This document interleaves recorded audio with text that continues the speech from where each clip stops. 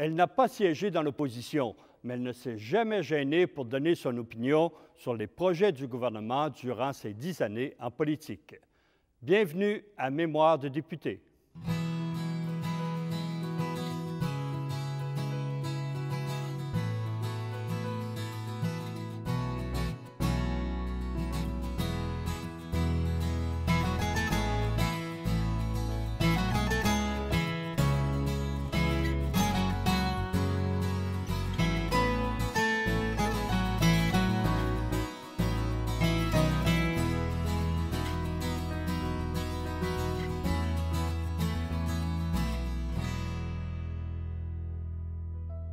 Bonjour, Mme Ovington. Bonjour. Le gros dossier qui brassait, c'était la nécessité d'une usine de pâte et papier. Et ça, là, c'est une longue histoire. Prenez-le par le début. Ça a été mon dossier. Ça a été le dossier sur lequel j'ai travaillé énormément. Écoutez, j'ai été élue le 2 décembre 1985 et dès le 15 janvier, j'avais une réunion dans le comté, une réunion pour la papeterie de Matane. On a embarqué là-dedans tout de suite. Et c'était la première fois qu'il y avait un consensus régional aussi grand, aussi important.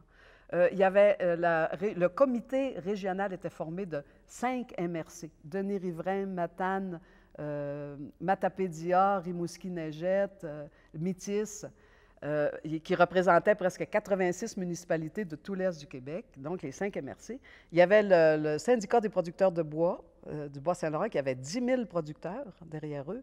Il y avait toutes les chambres de commerce, il y avait le député fédéral. En tout cas, c'était un comité régional, vraiment. Puis il avait même signé une entente mutuelle où il s'attendait à être derrière tout projet économique, peu importe l'endroit où il serait, qui serait derrière ce projet-là. Donc, il était derrière la papeterie de Matane. T'sais, chacun ne tirait pas sur la couverte, on tirait ensemble dans la même direction. Et ça, c'était une première fois que ça arrivait.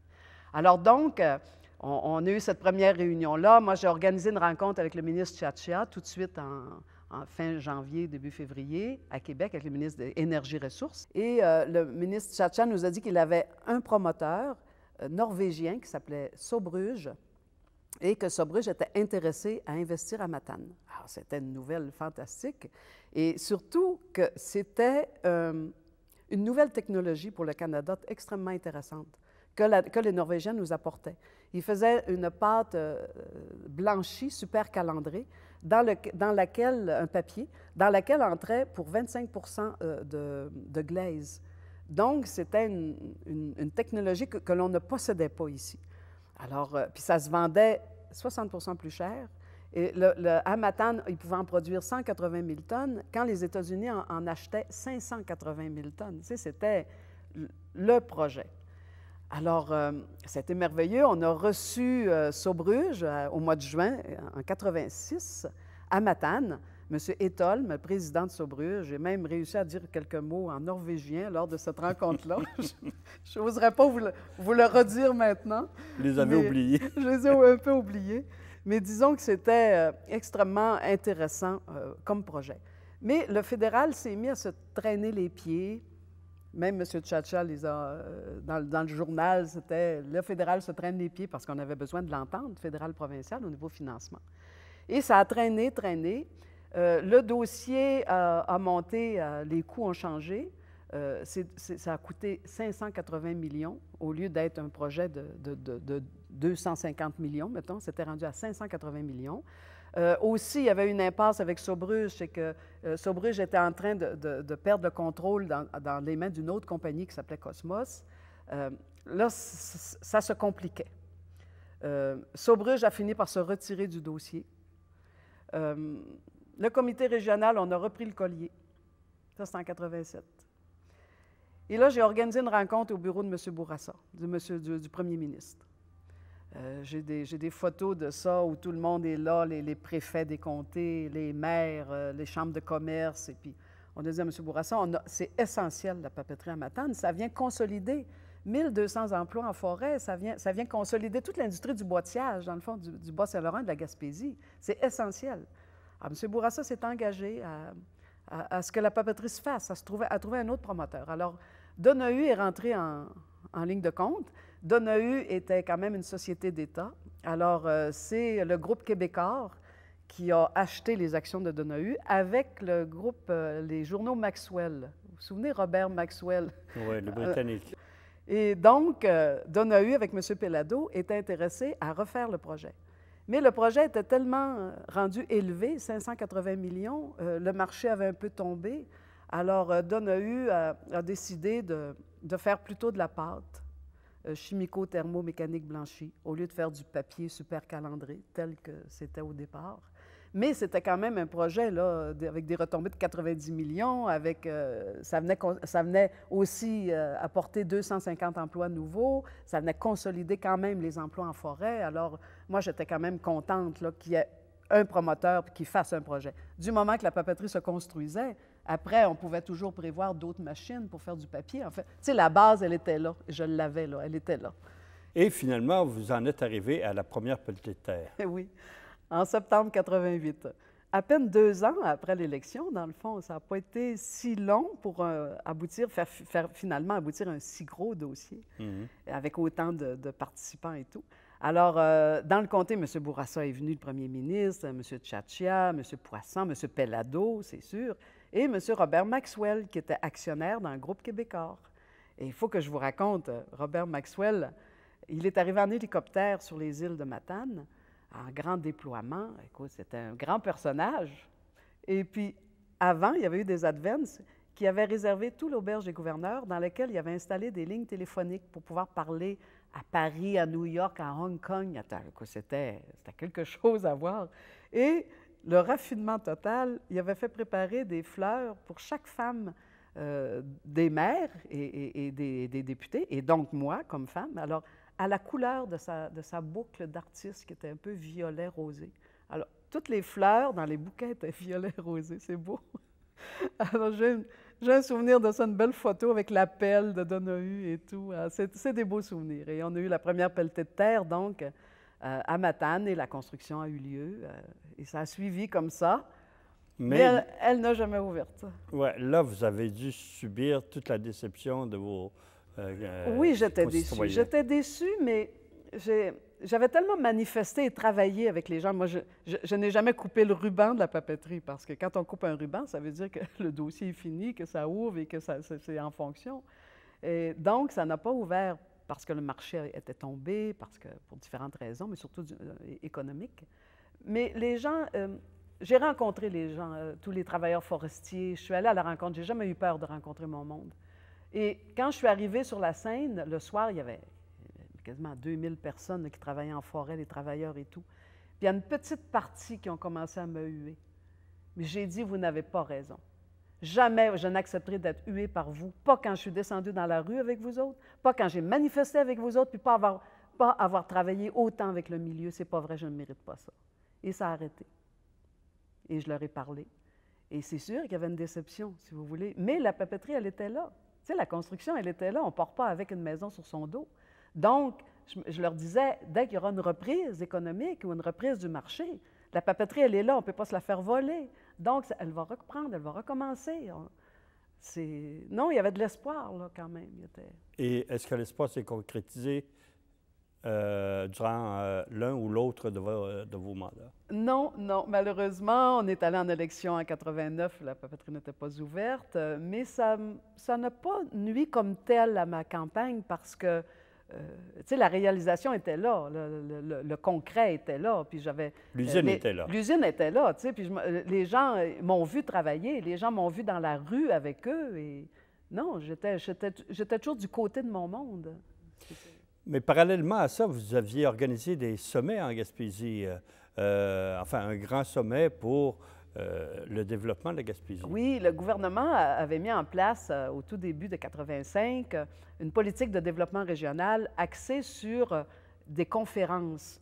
On appelait ça des conférences régionales où il y avait tous les maires qui se rencontraient, les gens, les chambres de commerce, en fait, tous les décideurs régionaux qui se mettaient ensemble, au moins pendant 1 an, pour décider des priorités économiques de chacune des régions, pour décider dans quel secteur ils allaient développer le plus, quelles étaient leurs priorités, en fait.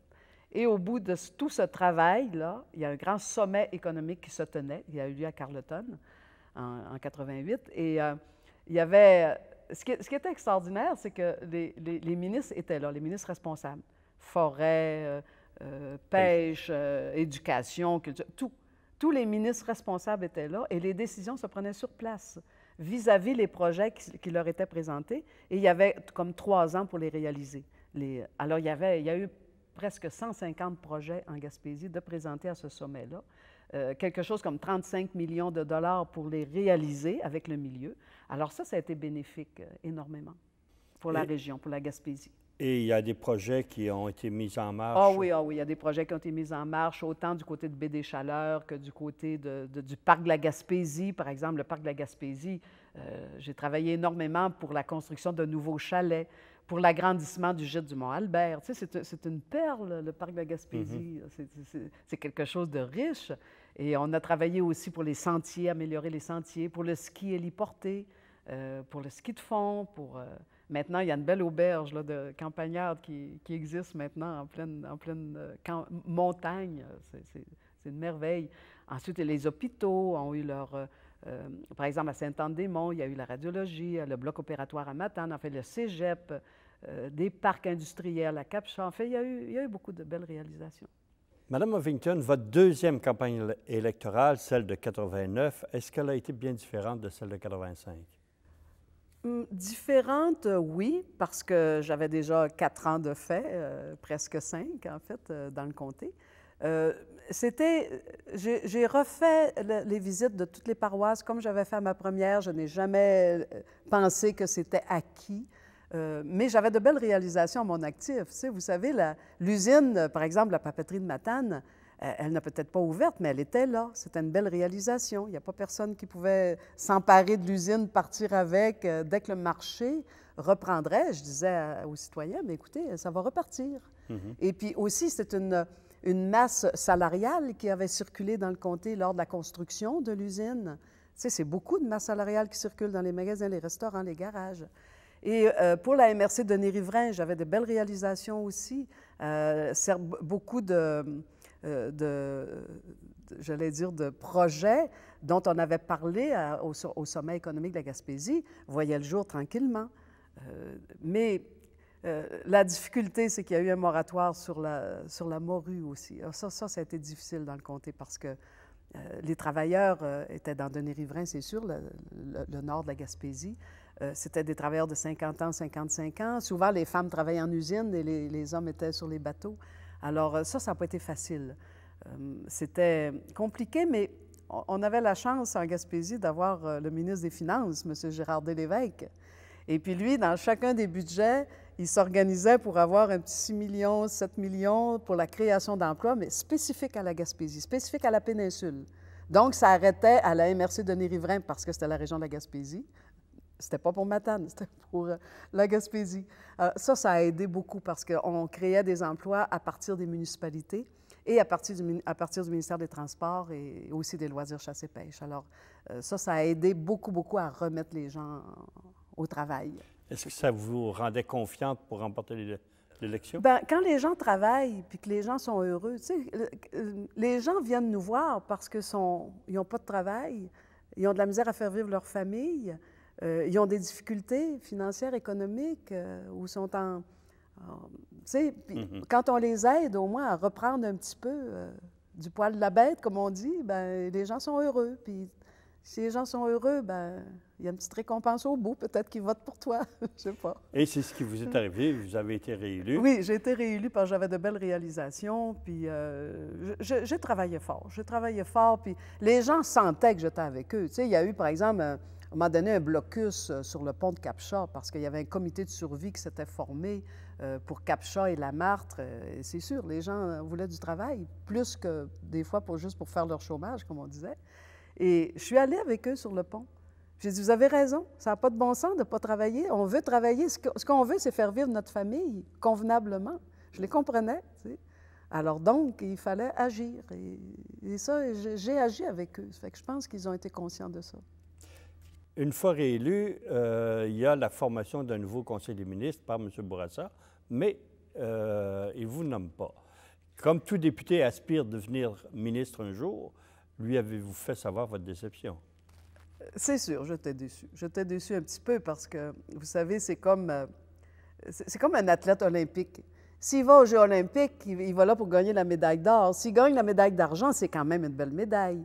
Mais il aurait voulu avoir la médaille d'or. Alors, quand on est député, on est chanceux de l'être, d'avoir été élu. C'est sûr, c'est un privilège que d'être élu. Mais quand on accède au Conseil des ministres, bien, on a plus de pouvoir décisionnel.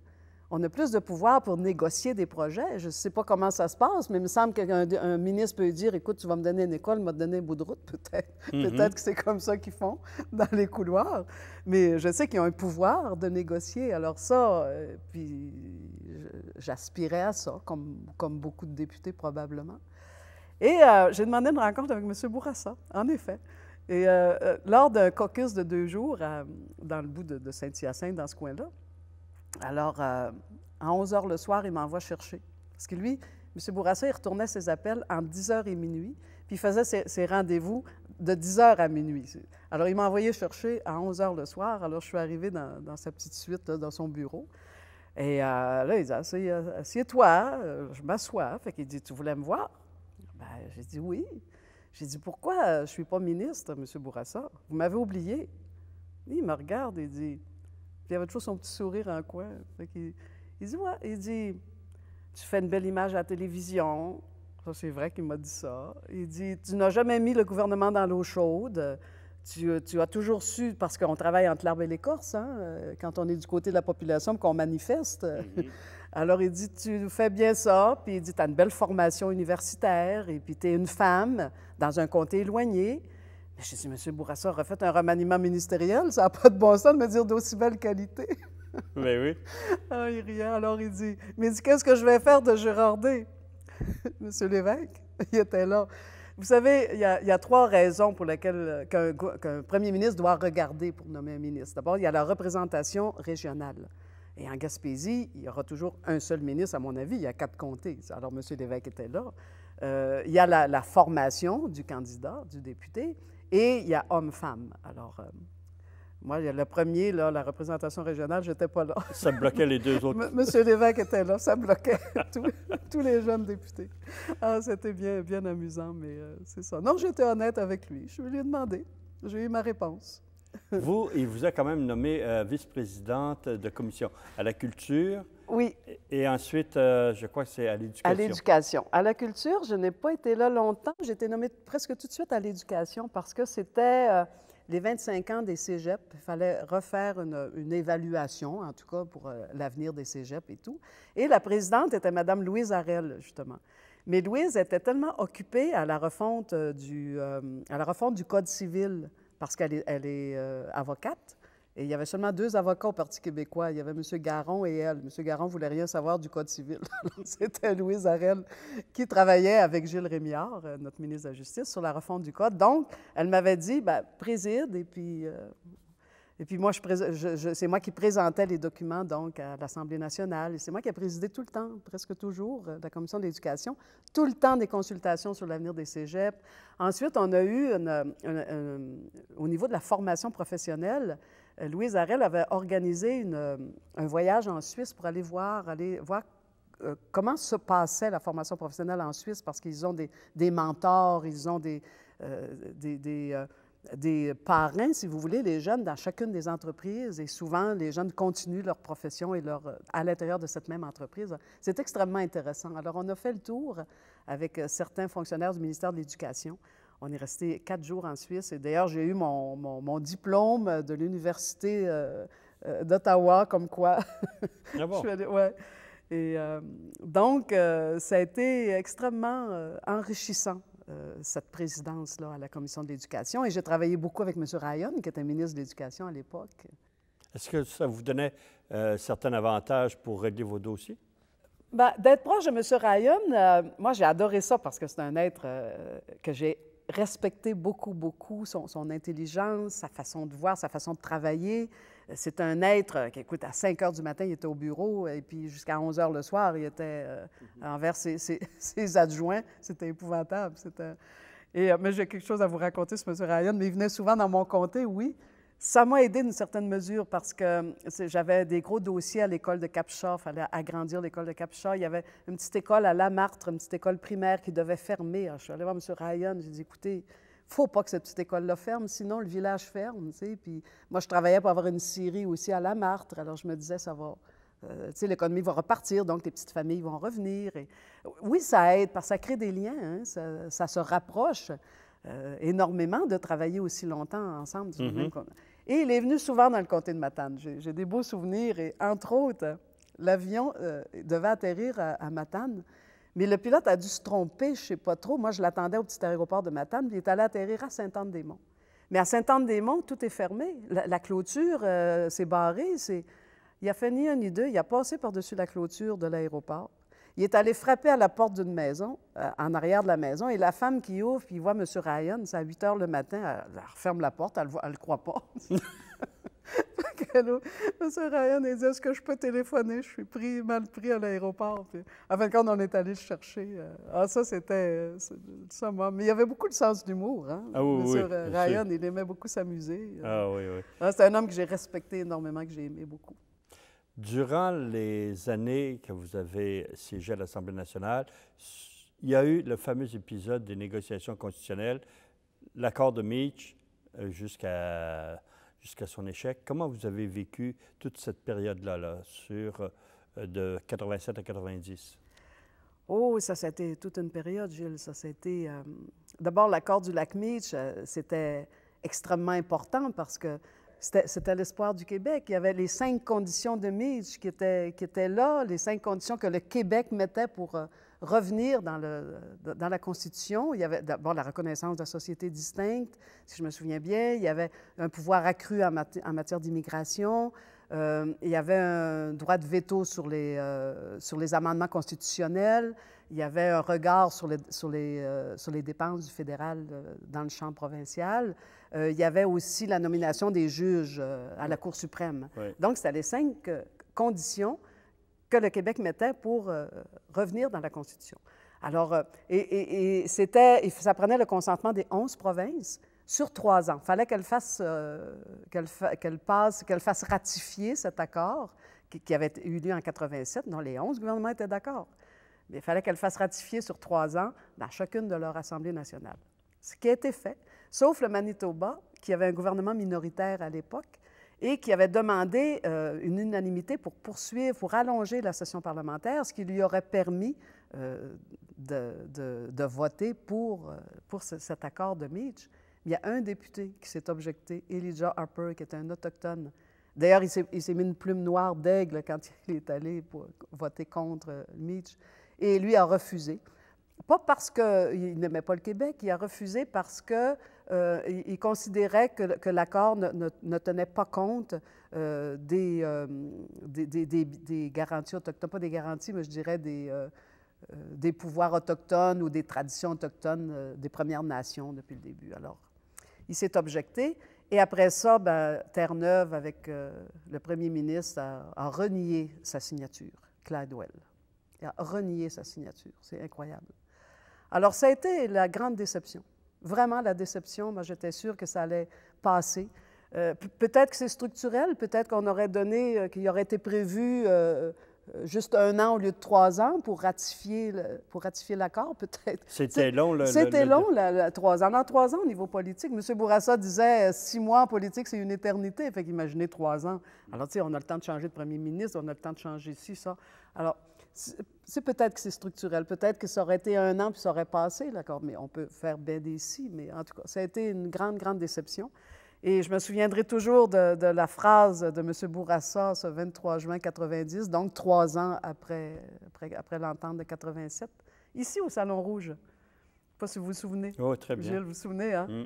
La phrase, il dit, « Le Canada anglais doit connaître, ou doit, je ne me souviens pas du terme, le Canada anglais doit reconnaître que quoi qu'on fasse et quoi qu'on dise, que le Québec, de maintenant et du futur, est une société distincte, libre, capable d'assumer son destin et son développement. » C'était une phrase, je l'ai peut-être manqué un petit peu, là, mais de souvenance. C'était une phrase sublime. C'était une phrase sublime.